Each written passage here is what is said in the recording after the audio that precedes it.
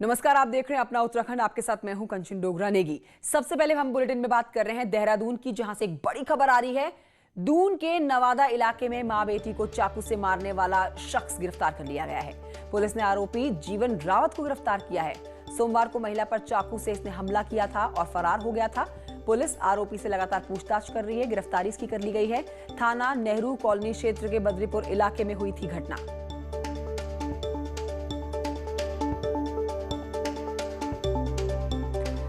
तो मां बेटी को चाकू से मारने वाला शख्स गिरफ्तार कर लिया गया है। जीवन रावत इसका नाम है। पुलिस इसको गिरफ्तार करके इससे लगातार पूछताछ कर रही है कि क्या वजह रही कि इसने मां बेटी को चाकू से गोद डाला। महिला पर चाकू मारकर फरार हुआ था ये शख्स। घायल महिला की हालत फिलहाल नाजुक बताई जा रही है। ये बड़ी अपडेट आपको दे रहे हैं। मां बेटी पर चाकू से हमला करने वाला शख्स आखिरकार अरेस्ट कर लिया गया। जीवन रावत इसका नाम है। पूछताछ इससे की जा रही है। हमले की वजह इससे जानी जा रही है। जिस महिला को इसने चाकू मारा था, चाकू मारकर फरार हुआ था, उस महिला की हालत नाजुक बनी हुई है।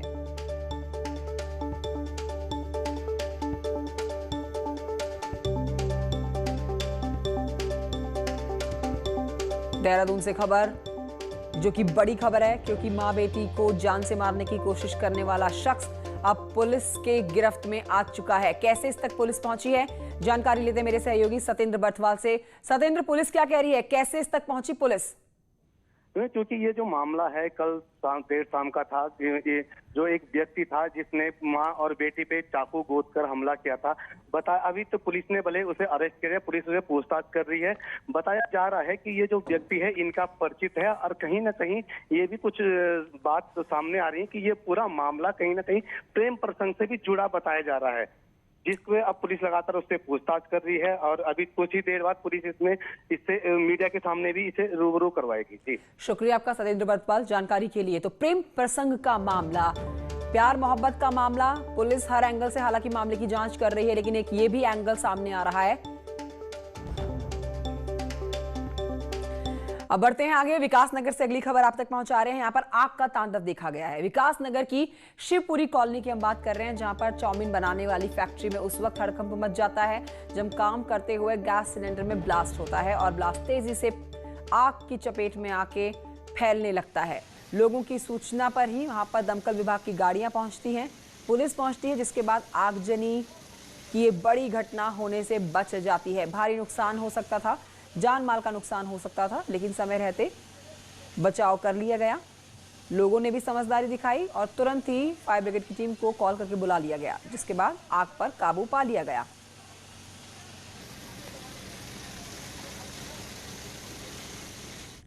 अल्मोड़ा से खबर, आदमखोर गुलदार का अंत हो गया है। यहां पर शिकारी लखपत राय की गोली का गुलदार शिकार हुआ। शिकार करने वाला गुलदार आखिरकार शिकारी लखपत राय की गोली का ही शिकार हो गया है। मौत के घाट उतारा गया है इस आदमखोर गुलदार को। लखपत राय की गोली ही नहीं, इनके अलावा कई और इनके साथी इस आदमखोर का शिकार करने में तैनात थे। कल देर रात इस पूरे ऑपरेशन को अंजाम दिया गया। गुलदार को गोली मार दी गई, जिसके बाद गुलदार के लिए जो ये सर्च ऑपरेशन चलाया गया, इसमें आज सुबह गुलदार का शव मिला है। गुलदार को पोस्टमार्टम के लिए रेस्क्यू सेंटर ले जाया गया। यहां गुलदार के आतंक से लोग परेशान थे। इस बीच आपको खबर देते हैं देहरादून से। यहां पर दुकान में कोबरा घुस गया। एक परचून की दुकान में कोबरा सांप घुसा, जिसके बाद हड़कंप मच गया। बालावाला में ये दुकान है और दुकान में कोबरा घुसने की सूचना तुरंत वन विभाग की टीम को दी गई, जिसके बाद वन विभाग की टीम मौके पर पहुंचती है। काफी मशक्कत करने के बाद इस कोबरा को पकड़ा जाता है और जंगल में छोड़ा जाता है।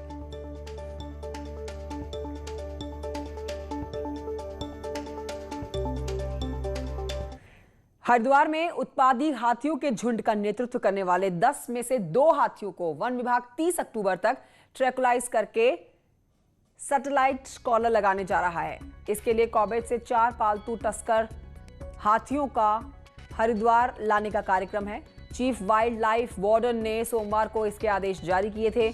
30 अक्टूबर तक ही कॉर्बेट से 2 टाइगर राजाजी पार्क में ट्रांसलोकेट किए जाएंगे।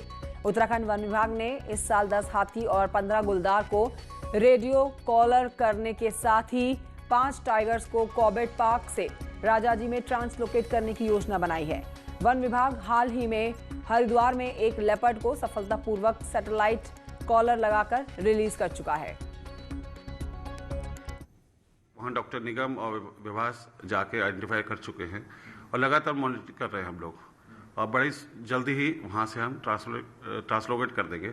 सारी तैयारी पूरी है, लॉजिस्टिक पूरी है, एम्बुलेंस भी तैयार है, उसके साथ रेस्क्यू वैन और बाड़ा भी पूरी तरह से तैयार है। अब बात करते हैं महाकुंभ की। महाकुंभ की तैयारियां जोरों पर हैं। आज देहरादून में सीएम त्रिवेंद्र सिंह रावत ने कुंभ को लेकर बैठक की है और हर तैयारी के बारे में जानकारी दी। हर बात पर समीक्षा उन्होंने की है। मुख्यमंत्री ने कुंभ के काम में तेजी लाने की भी निर्देश दिए हैं। आपको यहां जानकारी दें कि इस बार कुंभ का पहला स्नान 14 जनवरी को मकर संक्रांति पर होने वाला है, जबकि पहला शाही स्नान जो है वो 11 मार्च को होगा। राज्य सरकार कुंभ को भव्य बनाने के लिए पुरजोर कोशिशों में जुटी हुई है।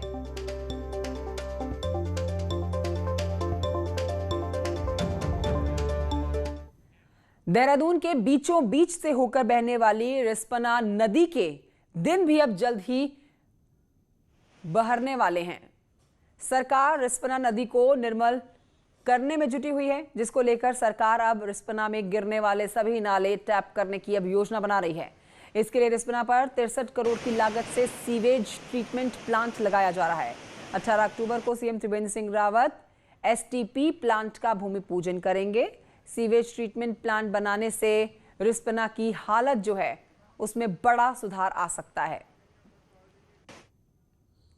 जो हमारी रिस्पना नदी है और बिंदाल नदी का यहाँ पर जितने भी नाले वाले हैं और जो किसी के घरों के जो बाथरूम का पानी सीधे नदी में जा रहा है, इसके ट्रीटमेंट के लिए 63 करोड़ 75 लाख रुपए की स्वीकृति मिली है। टिहरी जिले से खबर है, जहां पर टीएचडीसी और पुनर्वास विभाग की आपसी खींचतान का खामियाजा टिहरी झील से सटे हुए गांव के लोग भुगत रहे हैं। डोबरा चांठी पुल पर अभी ट्रैफिक शुरू भी नहीं हुआ और पुनर्वास विभाग ने फेरी बोट का ऑपरेशन ही बंद कर दिया। देखिए रिपोर्ट।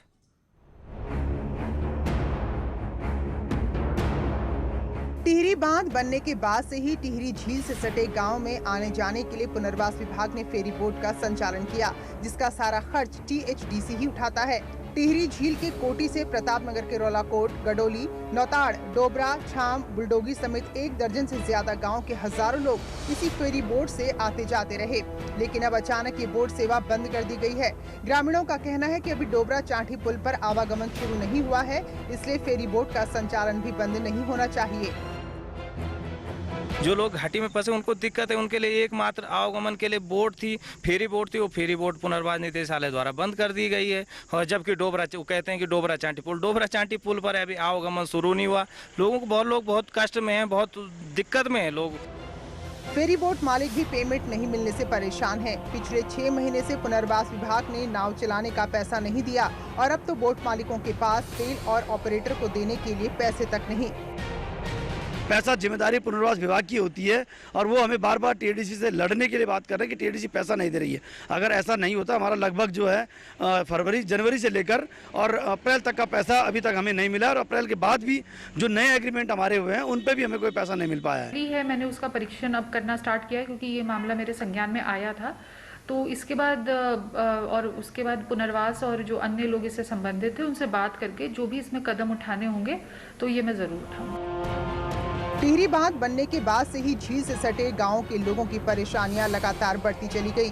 अब ऐसे में पुल शुरू नहीं होने से पहले ही फेरी बोट को बंद कर देना हजारों की आबादी के साथ एक और बड़ा अन्याय है। न्यूज़ 18 के लिए टिहरी से सौरभ सिंह की रिपोर्ट। खबर नैनीताल से, जहां पर एक बार फिर से आपके चैनल न्यूज़ 18 की खबर का दमदार असर देखा गया। हमने आपको दिखाया था कि नैनीताल के पंगुट मार्ग पर, साथ ही भवाली मार्ग पर बड़ी बड़ी दरारें आ गई हैं। कभी भी जिला मुख्यालय से ग्रामीणों का संपर्क टूट सकता है। खबर चलने के बाद डीएम ने सड़क के लिए बजट जारी करने के साथ ही जल्द कार्य करने के आदेश भी जारी कर दिए हैं।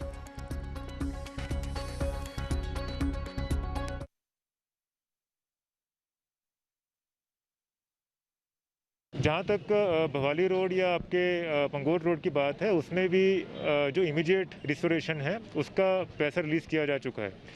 और यदि लॉन्ग टर्म में जियो टेक्निकल इनपुट से सजेस्ट करते हैं कि यहाँ पे इंटेंसिव वर्क करने की आवश्यकता है, तो उसको भी टेकअप करें। बढ़ते आगे, पौड़ी से खबर आ रही है जहां पर नयार नदी के तट पर बसे हुए सतपुली इलाके को सरकार पर्यटन क्षेत्र के रूप में विकसित करने की योजना पर काम कर रही है। तो वहीं दूसरी ओर सतपुली नगर प्रशासन इस योजना पर पलीता लगा रहा है। नगर प्रशासन नदी में हर दिन सैकड़ों टन कूड़ा डालकर नदी को दूषित कर रहा है। लैंसडाउन, यमकेश्वर समेत चौबट्टा खाल विधानसभा क्षेत्रों के सैकड़ों गांवों को पेयजल सप्लाई भी इसी नयार नदी से की जाती है। तो वहीं नगर प्रशासन का कहना है कि उसके पास ट्रंचिंग ग्राउंड की कोई व्यवस्था नहीं है, जिससे उनको भारी नुकसान का सामना करना पड़ता है और इसी के चलते नगर का जो कूड़ा है वो नदी के तट पर फेंका जाता है, फिर उसको जलाया जाता है। वो हमें अभी ना ट्रंचिंग ग्राउंड नहीं मिल पा रहा है, उसको जब तक वो नहीं मिल पाएगा तब तक हमें व्यवस्था करनी पड़ रही है। नदी में हम नहीं डाल रहे कूड़ा, नदी के बाहर किनारे पे डाल रहे हैं और उसको सारा व्यवस्थित कर देते हैं। बस अभी तो उसको वही हो रहा है, जला के एक साइड कर देते हैं, धूल से उड़ जाता है, बाकी सारा छाट लेते हैं उसमें से। गंगोत्री धाम में घाटों की खराब स्थिति को लेकर श्रद्धालुओं में अक्सर नाराजगी देखने को मिलती है, लेकिन अब नमामि गंगे प्रोजेक्ट के तहत सरकार ने घाटों के लिए पैसा जारी कर दिया है। गंगोत्री धाम के पुरोहितों का कहना है कि धाम में घाटों की स्थिति सुधारने से श्रद्धालुओं को बहुत ही सहूलियत होगी। घाटों के बनने को लेकर डीएम का कहना है कि 1 साल के अंदर घाटों का कार्य पूरा कर लिया जाएगा।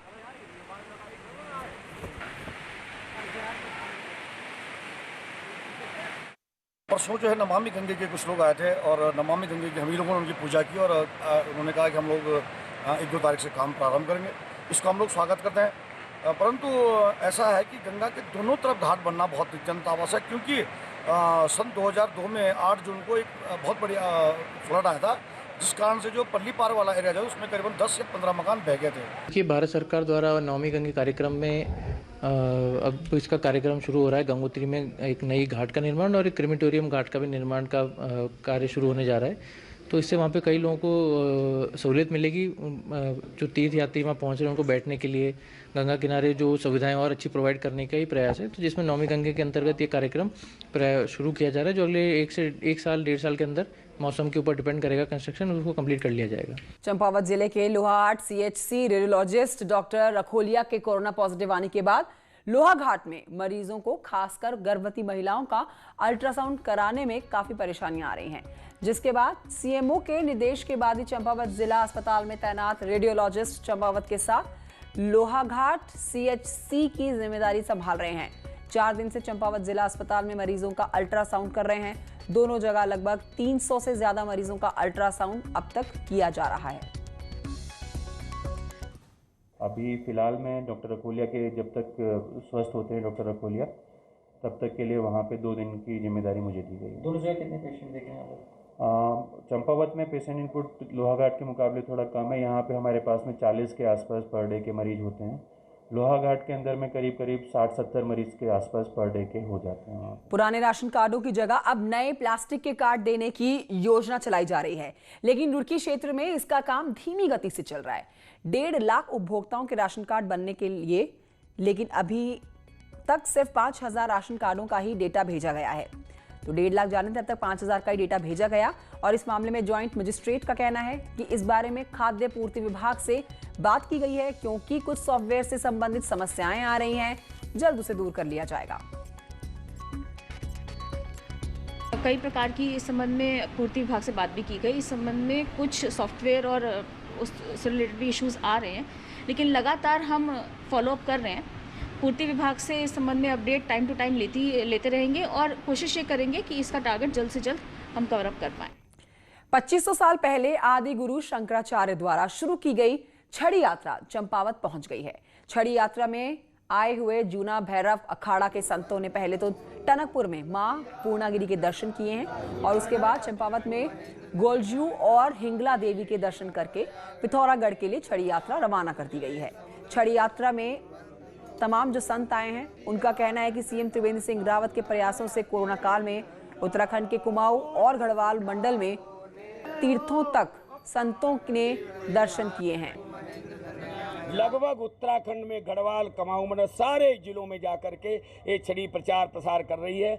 जहां तीर्थ हैं, जहां सामाजिक लोग हैं, जहां सनातनी लोग हैं, वहां ये छड़ी जा रही है। इसका सम्मान भी लोग करते हैं, पूजा करते हैं, क्योंकि ये 2500 वर्ष पुरानी छड़ी है जो शंकराचार्य जी ने दिग्विजय यात्रा निकाली थी, आज पुनः प्रारंभ हो।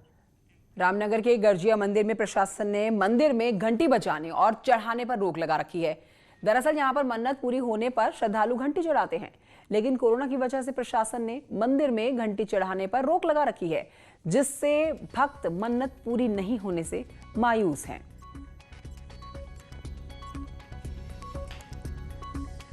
जी, मैं हूं ज्योति, मैं डूंगरपुर से आई हूं और क्या कहते हैं 6 महीने बाद जो है मंदिर, माता रानी का मंदिर खुला है। हम क्या कहते हैं वो दर्शन करने के लिए आए हैं। मंदिर लंबे 22 मार्च से बंद था, जो आज 6 महीने के बाद यहाँ खुला हुआ मंदिर खुलने के उपरांत यहाँ पे जो है घंटियों को बजाने के लिए इन्होंने प्रतिबंध लगा दिया है, क्योंकि घंटी नहीं बजने से श्रद्धालुओं में भी अब एक आक्रोश जैसा है, क्योंकि वो चाहते हैं कि हम घंटी बजती है तो माता को एक हमारा संदेश जाता है। आगे बढ़ते आपको बता रहे हैं, क्षेत्रीय पुरातत्व विभाग को 17वीं शताब्दी के 2 ताम्रपत्र मिले हैं।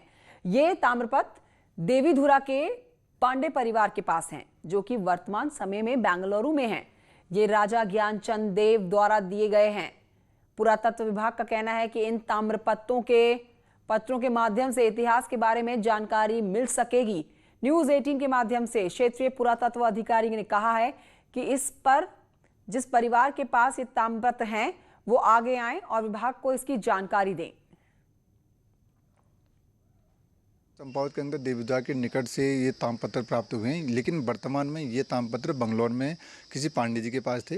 ये ताम्रपत्र राजा ज्ञानचंद के ये अप्रकाशित थे, और इससे पूर्व भी हमने मतलब कई ताम्रपत्र प्रकाश में जो ताम्रपत्र प्रकाश में इनसे क्रमिक इतिहास लिखने में सुविधा हो रही है।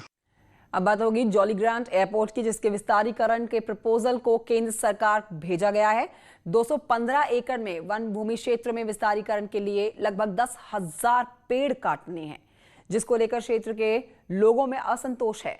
राजीव गांधी पंचायती राज संगठन का कहना है कि सरकार को प्रपोजल से पहले ही विस्थापितों की राय लेनी चाहिए और पर्यावरण को बचाने के लिए बीच का रास्ता निकालना चाहिए।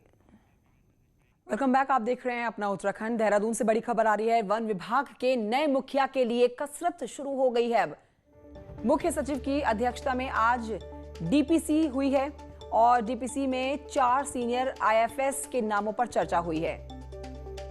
रंजना काला, विनोद सिंघल, राजीव भरतरी, अनूप मलिक के नाम पर चर्चा की गई है। इनके नाम तय करके सरकार को भेजे गए हैं। 31 अक्टूबर को रिटायर्ड हो रहे हैं फॉरेस्ट के मौजूदा चीफ जयराज।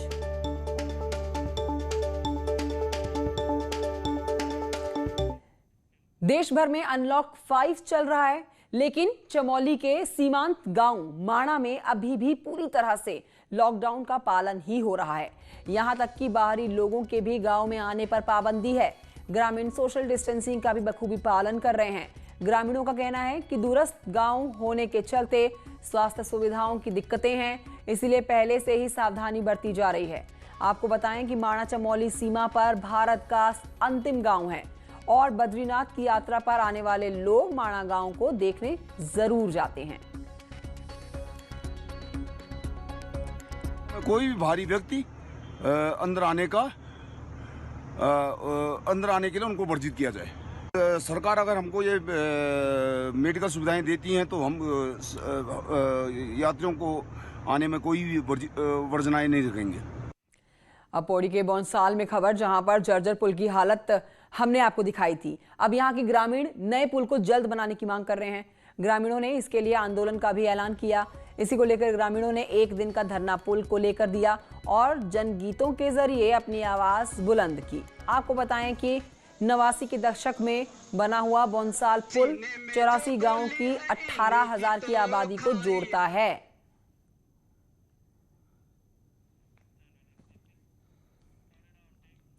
अल्मोड़ा में आज कांग्रेस ने बिजली पानी के बिलों को कम करने की मांग को लेकर धरना दिया।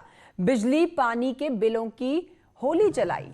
पूर्व पीपीसी चीफ किशोर उपाध्याय और विधायक गोविंद कुंजवाल के नेतृत्व में गांधी पार्क में जोरदार प्रदर्शन किया गया। राज्य सरकार के खिलाफ नारेबाजी की गई।